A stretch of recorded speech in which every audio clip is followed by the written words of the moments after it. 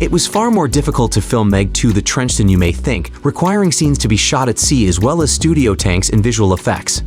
MEG 2 The Trench production isn't cutting any corners because filming the MEG sequel proved to be considerably more difficult than anticipated. The amount of labor that went into creating the incredible underwater sequences and the players' rigorous training was astounding. Was there any real risk to the actors while these stunts were being filmed? In-depth discussion will follow. The next scene was shot in stage tanks. They used studio tanks to have a more controlled place to film. It is said that the MEG 2 was shot in the UK at the Warner Brothers studio. At the Camille Film Studios, the MEG 1 used 2 huge tanks. The indoor diving tank was very big. It was 5 meters deep and 18 meters wide. It could hold 1.2 million liters of water, which could be raised to 32 degrees Celsius. Scenes like this one, where the shark cage is being attacked, were filmed in the tank. There was a lot of planning, and safety dives were always close by. Even though they couldn't be controlled, it was crazy and tiring to shoot underwater. The second tank was the ocean surface tank that was outside. This tank could hold 2.5 million liters of water, made waves, and was circled by a giant green screen that was 70.6 meters long and 13 meters high. All the other outdoor scenes were shot here. The players were in the tank for a couple of weeks. In addition to being tired from swimming and being pulled into the water, it was hard to respond to a shark they couldn't see. They also used a winch system to pull Jason Statham underwater at a certain speed while they were filming. They also made these really cool planes that could fly completely underwater and shoot with them.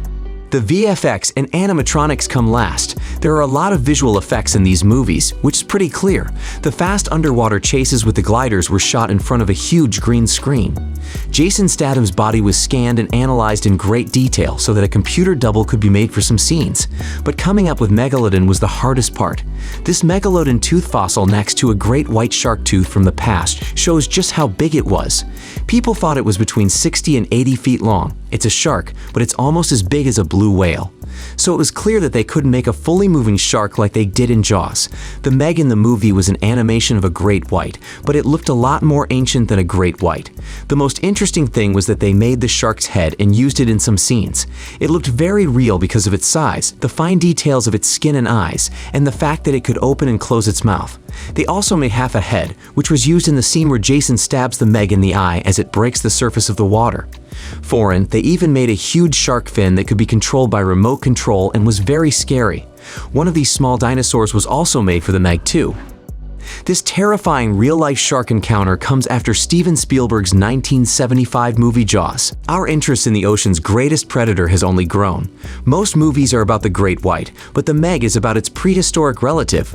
Like most movies set on water, these were extremely hard to make, and a lot of things had to be thought about while shooting. The actors first underwent aquatic survival training. It was intellectually and physically exhausting to spend hundreds of hours filming in water.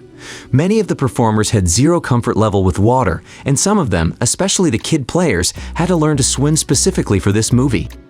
On the other hand, Jason Statham was ready for just about anything. Before he became an actor, Jason Statham worked as a skilled diver. He even competed in the Commonwealth Games in 1990. To make sure the actors were safe during shooting, they all took a few weeks-long water safety course where they learned how to stay alive in dangerous situations. The next shot was in open water. They spent a month at sea filming fight scenes to make them feel real. Although the first MEG movie was primarily shot in the waters off New Zealand, the MEG 2 included some Thailand-based filming.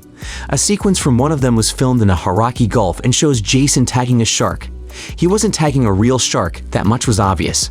Jason dove with the actual sharks to study their habits and overcome his phobias in order to get ready to shoot an open water sequence. They built a rig out of a boat's side to make filming simpler, reinforced it to support a crane, outfitted the boat with specialized cameras, and dragged Jason through the water. Although it has several limits, shooting in open ocean helped to make many of these scenes more realistic. So what scares you the most about these movies? Is the MEG 2's Kraken scarier than the Megalodon? Tell us in the comments, and don't forget to like and subscribe to this movie.